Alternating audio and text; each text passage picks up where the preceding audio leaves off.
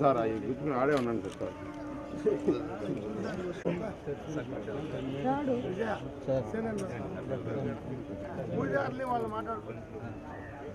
Files వేసేసాం sir. ఇప్పుడు reverse ఎండరింగ్ వచ్చాక ఫైల్స్ కనెక్టింగ్ బీమ్స్ క్యాప్స్ మనం పెట్టింది వేరు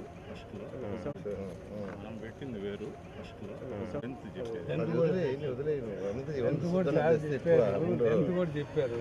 నెక్స్ట్ గవర్నమెంట్ 30 మీటర్ గతాలు తోకోవద్దు.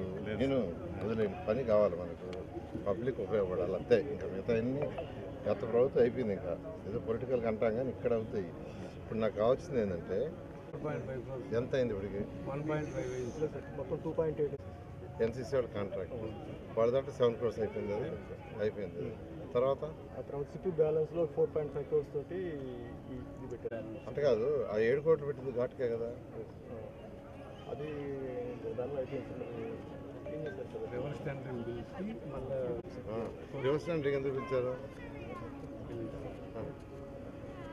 ఎస్సీ గారు, పార్లమెంటరీ గారు ఎవరు 2 సార్లు పిలిచిన ఎవరు వేయలేదు సార్.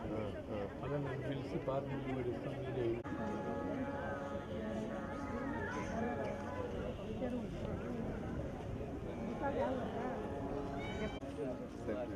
ఓకే సరే,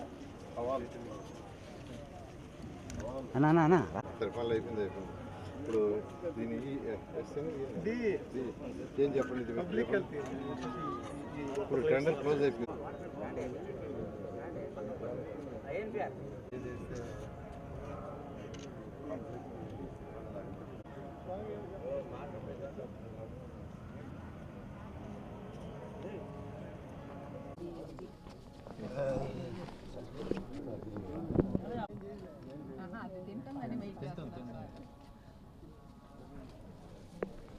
సందర్భంగా రాష్ట్ర ప్రజలందరికీ నా యొక్క శుభాకాంక్షలు. ప్రతి ఒక్కరూ ఆరోగ్యాలతో సకల ఐశ్వర్యాలతో ఉండాలని ఆ భగవంతుడిని కోరుకుంటున్నాను. ఈరోజు ఉదయాన్నే కన్నికా పరమేశ్వరి టెంపుల్ని దర్శించుకోవడం జరిగింది. తర్వాత రంగనాయక స్వామి టెంపుల్.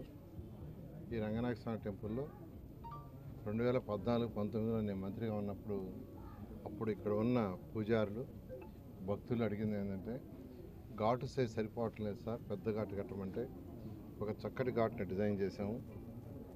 దాన్ని అప్పుడు మొదలుపెట్టడం జరిగింది. సో ప్రభుత్వం మారటం వల్ల అది అసంపూర్ణంగా వదిలేశారు.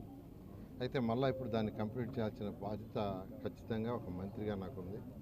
దాని మీద ఈరోజు అధికారులతోనూ ప్రజాప్రతినిధులతోనూ ఈ యొక్క టెంపుల్ యొక్క అధికారులతో మరియు పూజారులతో అందరితో కూర్చొని డిస్కస్ చేసాం ఏం చేయాలని. ఒక 4 నెలలు ఇది పూర్తయ్యేటట్టుగా చేయాలని అధికారులకు ఆదేశించాను.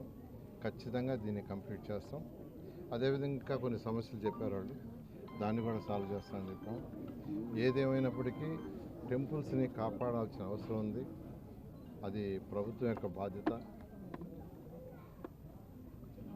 అందుకనే 2014-19లో ఇటువంటి టెంపుల్స్, ఇది చాలా పురాతనమైన టెంపుల్. రంగనాథ స్వామి టెంపుల్ అంటే చాలా చాలా పురాతనమైనది. ఇలాంటి టెంపుల్స్కి చేయాలనే ఉద్దేశంతో ఆ రోజు యాక్చువల్గా స్పెషల్గా ఇది టేకప్ చేసే వర్క్.